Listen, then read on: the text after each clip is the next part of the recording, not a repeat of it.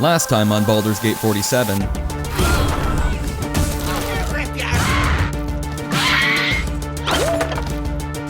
this time,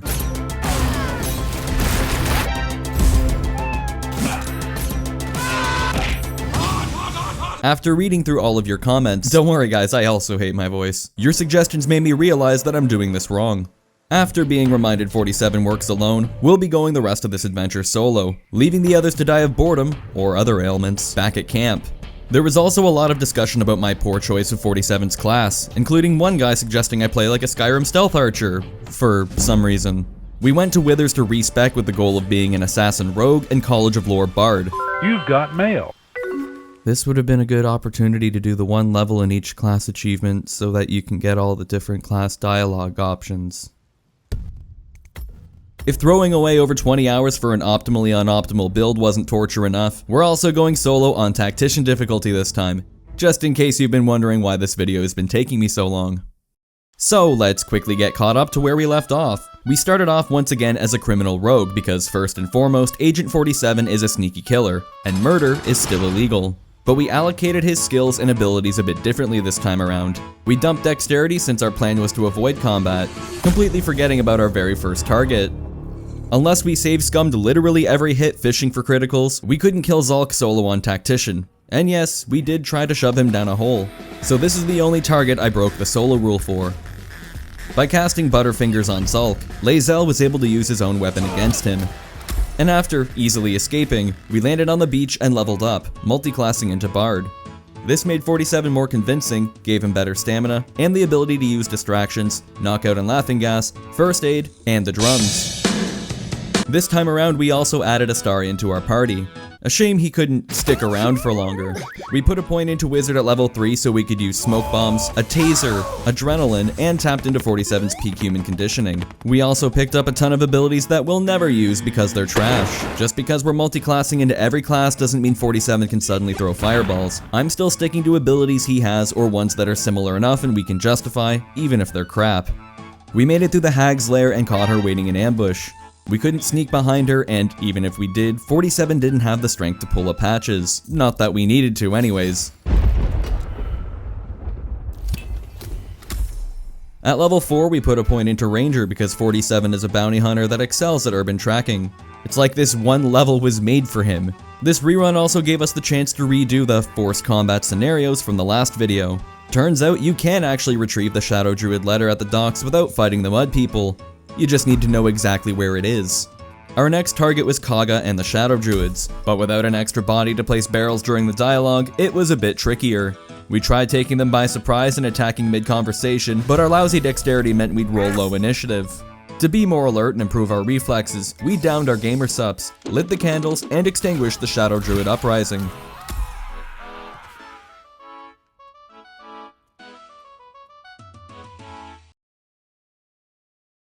Our trip to the Goblin camp played out mostly the same. We poisoned the Goblin's beer but without the concert so it wasn't as fun, and found a sledgehammer for the upper level renovations.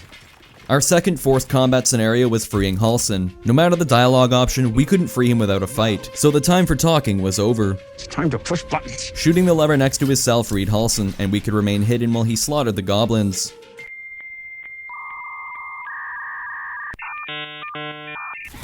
Excellent work, 47, but if the two children escaped, they'd alert the rest of the camp.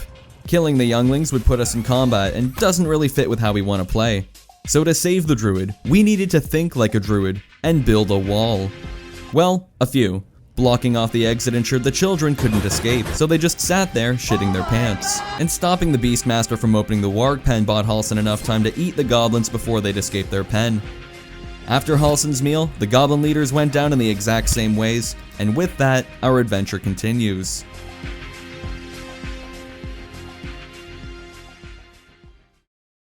After letting the freeloaders crash at our camp, getting no bitches, and learning that Halsin can't perform the tadpole extraction as advertised, we see if the Githyanki creche has any solutions to offer. On the way, we found Joaquin's Rest. Just around the corner is the special spot in the bar we heard about from those guys we saved with the Indiana Jones trick in the last video. Turns out by a special spot in the bar, they meant a secret passage to an underground network. They're planning to leave, so we decided to help lighten their load, along the way finding another secret passage to the Underground, home to Drow and Dwergar, creatures that go bump in the night, and mushroom rave parties. To get into the club, we needed to get through the 2 bouncers and the Shroom's psychedelic garden. The Minotaurs flexed their 6 intelligence, and we lured them into the garden where we all got baked.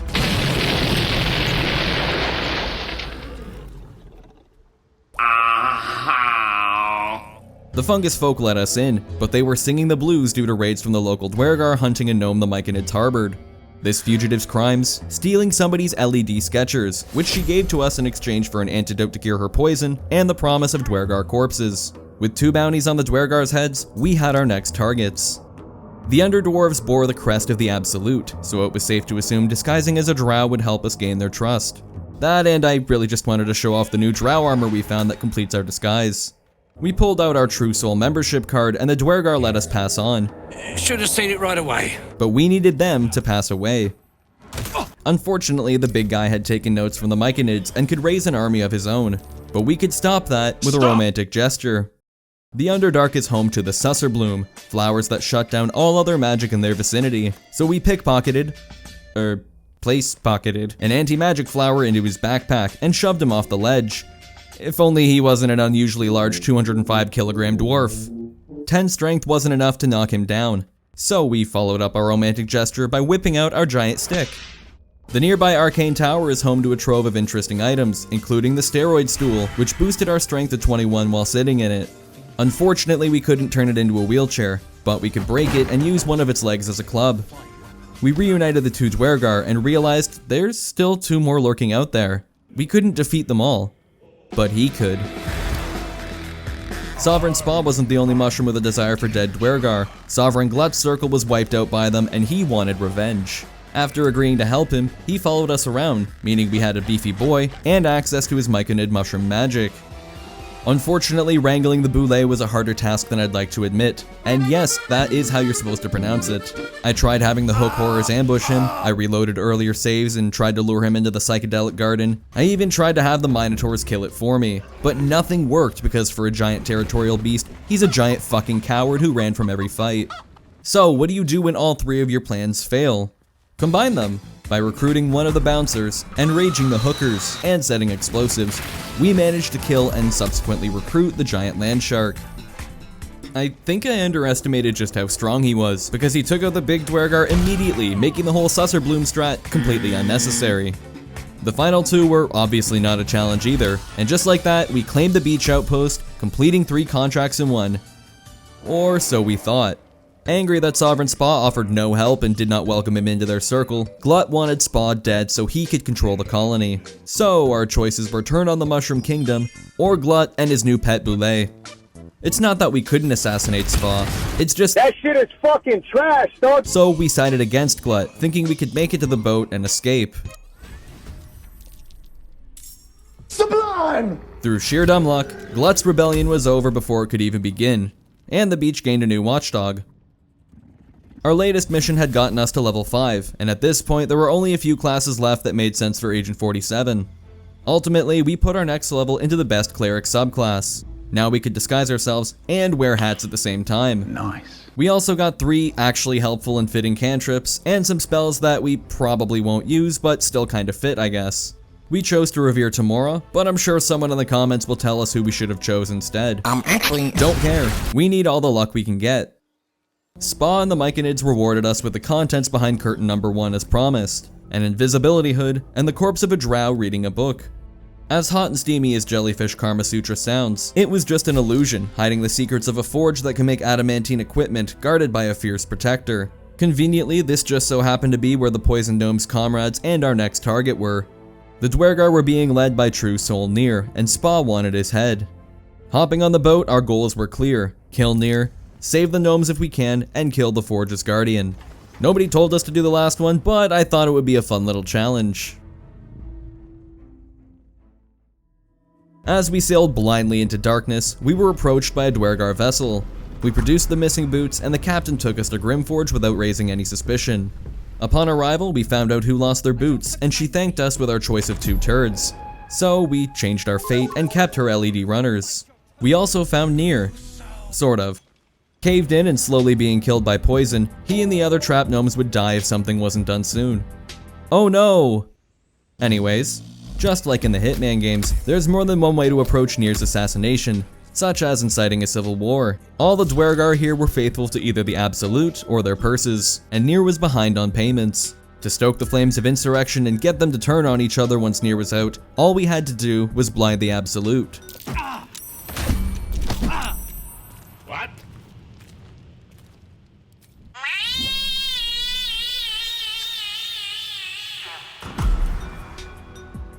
Now we just needed to free Nere, and our new friends informed us one of the gnomes recently escaped with enough smoke powder to clear the rubble. We got another gnome to spill the beans on our whereabouts, and we found Philomene, who immediately threatened to blow us both to bits.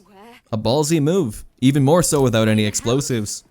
She revealed her and her clan of freedom fighters had pushed the boundaries of barrelmancy and needed to bring the nuclear bomb we just stole to Baldur's Gate to prove a point to people who really need a point proven to them, and suggested we be on the right side of history. I mean, come on, it's just one barrel. How powerful could it be?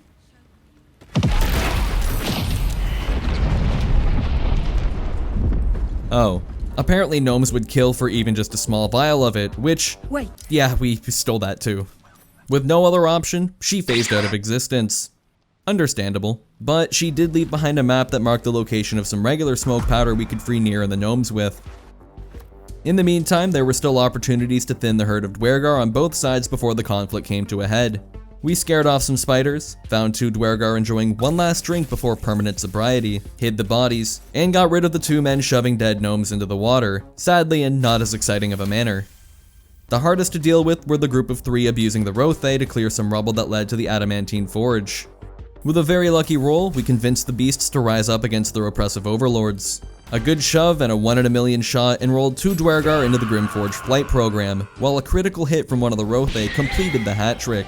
All according to Tamora's plan. As a thank you for liberating them, the future stakes cleared the rubble for us, giving us access to a suspended platform high above everyone else. With the explosive powder placed and our vantage point secured, we destroyed the rubble and watched as Nere emerged. Welcome to Nine Hell's Kitchen, where all our dishes are to die for. Today, we'll be learning about how to properly make drow chow. Simply toss it in the pan and let it cook for about 40 minutes or until they start screaming and stop breathing. What the fuck even was that accent? The Dwergar are surprisingly fine with us assassinating Nere, even those devoted to the Absolute. Aside from the captain who will need years of therapy to get over watching her CO take a 40-minute lava bath. Cooking Nere to a crisp also meant we couldn't decapitate him, and Spa wanted literally just his head. Oddly, one gnome refused to leave the cave. The rubble is clear, she's free. Is she stupid? We couldn't talk with her either, so we helped show her the way out, melted her in lava, and aggroed everyone, gnomes included. Because that makes sense. Interestingly, there was a locked door at the back of the cave-in, a door that led to absolutely nothing. But what if we got to this side of the door before clearing the rubble? We took the lift to the other side of the forge and got as close as we could to the broken bridge.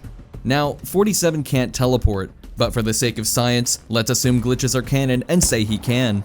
The bridge was close enough that we could teleport to it, but it was out of sight. An intentional decision by the devs that we circumvented by building a tower of boxes and crates to get high enough so that the ledge was in sight. We unlocked the door, freeing the captives, but Nere and the gnomes made no attempt to escape to safety. We couldn't talk or interact with anyone, so we helped Nere find the exit and saved him from his poisonous fate. Despite literally 0 witnesses, the Dwergar were aware we offed Nere and the captain was still in stasis. So unfortunately, if we wanted to save the gnomes, we couldn't avoid the dialogue from Nere after he leaves the cave. We could, however, trigger it from up in the rafters by luring Nere closer to us with some pussy. After the mandatory gnome dies, we were given the choice to side with Nere or Mr. Krabs. Sadly, playing the long game and siding with Nere didn't present any unique assassination opportunities, but the artifact did block his connection with the Absolute, and we revealed to him that it's all just a conspiracy headed by the worst creatures in the universe. Tax collectors. This didn't cause him to flee or isolate himself though, so we reloaded, sided with the rebel Dwergar, and let them do all the hard work for us. We convinced the Greys that the gnomes would just slow them down, delivered Nere's head, and got the title of Fun Guy, letting us be part of one of the Myconids' famous graves. Taking the lift back across the lava, we found some ore and a couple of molds for the adamantine forge just down the steps. All we needed to do was turn up the heat.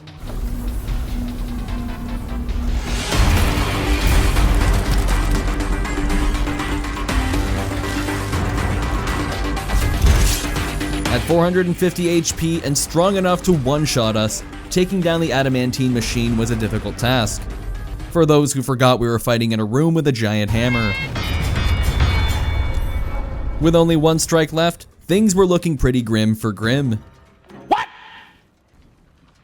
What the fuck? No matter what we did, Grim would try to find us, exit combat, and repair himself. Desperate times call for stupid solutions. We ran over and put on the heavy adamantine armor we just so happened to forge when we first hit Grim, drawing him to the anvil.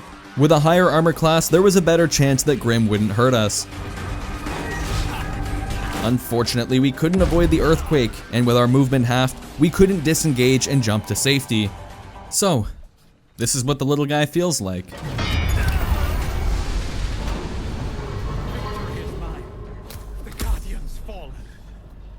We took a play right out of streamer Luality's playbook and dropped a healing potion that somehow fixed 47 after crushing every bone in his body and turning him into paste. Amazing. Back at camp, Shadowheart and Lae'zel were arguing about the Gith relic again, but as this is now a solo run, it's none of our business. Oh, that's right, we were originally headed to the creche before we got sidetracked. Well, at least we have a suitable disguise to get in now. How do you do, fellow Giths? The best part of this disguise wasn't getting through the patrol that turned the flaming fist into flaming corpses, but revealing to the tiefling watching the conflict that we're just wearing a disguise. What? Why? Oh, never mind, I don't want to know. Over the mountain, we found a deranged old lady who wanted us to steal a Githyanki egg. That's fucked up. We're in. She informed us the creche was established underneath that monastery, and just around the corner from it was an angry little blue jay. Normally 47 can't speak with animals, unless you perform a convoluted Easter egg hunt. When the wine is poured, the blood will flow. Don't dance the dance of death. Don't trust anyone.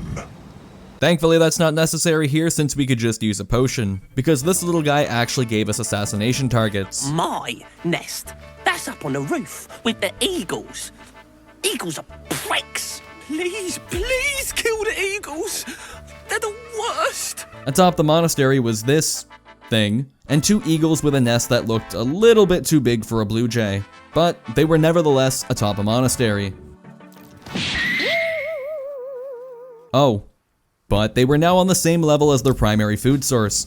So with some convincing, we could get the drunk kobolds to fight back, if we didn't immediately seize the obvious opportunity presented to us when we first found them. We needed something else for the eagles to feast on. Is someone crying? After a quick Google search of the 5 birds most likely to eat your baby, eagles came in at number 1, 2, 3, 4, and 5. You eat babies! Don't worry though, they're not actual babies, but what a hairless cat would look like if you gave it steroids. Kicking the hornet's nest, we started a turf war between the Grimishkas and eagles. It was a bloody battle that lasted way too long, but in the end, one Grimishka remained, for a few more seconds. Heading back up, we found the blue jay celebrating in his new mansion. Glorious. Feathers bloody everywhere, mate. When I escaped the eagles, I spotted something buried near that ferry dock. Might be worth a look. Did we just get played by a blue jay? No, because we did it for the experience. At level 6, we put a point into Warlock as they get their abilities from their patron, or as Mizora herself points out, handlers, the word, if it's all the same. Sadly, Diana or the ICA weren't options, so we chose the Archfey because of their focus on illusion, deception, and enchantment. We made our way through the Morning Lord's monastery and found the creche. We found a vendor who sold us gloves that brought our dexterity to 18, solving our issues with taking initiative, and went on an egg hunt. Inside the hatchery was a lone egg that refused to hatch and was scheduled to be cracked. Under careful watch from security and seated in a pool of acid with teleporting runes that would send us straight to jail, it wouldn't be easy to steal. It would be ridiculously easy. Down the hall from the infirmary was a photo of someone. I guess we'll never know who. Passing a dexterity check, we made some improvements to the photo, getting the attention of the guy pissing in the corner. Would have been a cool opportunity to distract someone who was stopping us from getting into the infirmary, but it's just for shits and giggles. We found the doctor who sat us in a machine that administered shock therapy to stop people from being gay. Fortifying our mind and using up our last inspiration point, we passed 3 different skill checks before the machine blew up. Unhappy about the machine and still wanting a closer look at our parasite, which is sadly still there, we convinced the doctor we weren't gonna be gake. Almost. She left the room and locked us in. Definitely not a trap. We changed our disguise, left the operating room, and escaped without alerting anyone. Is what I'd love to tell you, but that's not how BG3 works. So how did we get out of this situation? By fast traveling down the hall. The only people aggroed were the Gith in the waiting room, while the rest of the creche was blissfully unaware a soon-to-be mind flayer was roaming the halls. Before leaving the creche, we came across the Inquisitor spearheading the hunt for the artifact. He seemed like a dick, so we planned one last assassination before moving on to Act 2. We borrowed the Kithrak's gem to unlock the magic door, and the Inquisitor told us over the intercom he's been expecting us. Always a good sign. Despite never revealing it to anyone, Frog4Face knew we had the D20 of Destiny. Sensing that resisting would lead to an immediate game over, we took out the artifact despite its wishes. The Githyanki queen, clearly a bad guy, I mean come on, told us to go inside the relic and kill whoever was in there. A bit weird that a god can't kill something herself, but because I've seen what happens if you do push her on that, we agreed to go in. The prison was a doorway to the astral plane, where we found totally accurate Diana scolding us for seeking out the Githyanki despite her pleas. Turns out the Zaithisk would have killed us and she stopped it. We read her mind, revealing that to be true, and recalled that she did save us from turning into paste after falling out of the Nautiloid, so unless she's rolling nothing but nat 20s on persuasion, we had no reason to believe she's lying. She then revealed she's got some dirt on Vlaakith that would ruin her, but refused to share and told us to continue to Absolute HQ, Moonrise Towers. Oh, and that the Inquisitor has orders to kill us. No doubt the rest of the creche will join him. She's right. The rest of the creche will join him.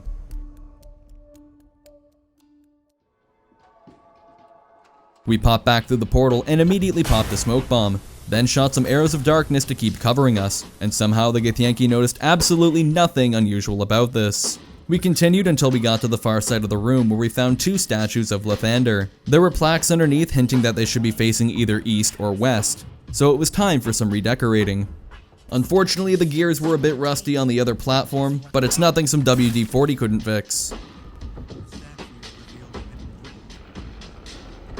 As we make our way through the secret passage, it's time I share some details I may have glossed over. Throughout the monastery were clues and hints that a powerful relic known as the Blood of Lathander was hidden underground, and if anyone's stupid enough to try and steal it, the walls will fall and they won't get out of here alive.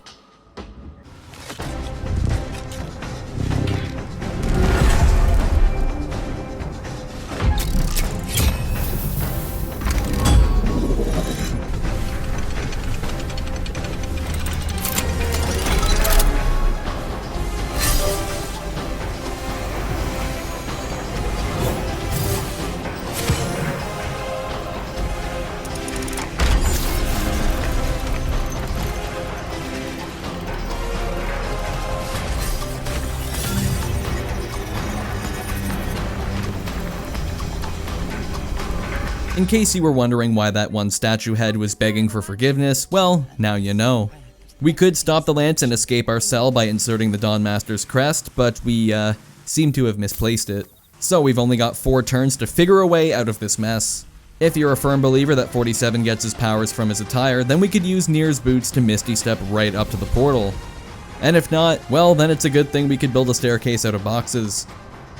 Not wanting a permanent sunburn, we needed to get away from the monastery ASAP and made a mad dash for this ledge. With 2 turns to spare, we avoided annihilation and turned Creshielek and everyone in it into dust. And with that, we have officially finished Act 1 of Baldur's Gate 3. I hope you enjoyed this video as much as the first one, and if you somehow missed it, then go check it out. I've got 3 other runs planned as a Naked Man, Pacifist, and Pokemon Trainer all on Tactician. Let me know which one you're looking forward to see the most down below. Huge thank you to all of my supporters on Patreon, especially Shadow, CallMeJosh, and Josh Bard. Have a good one, and I'll see you on the next video.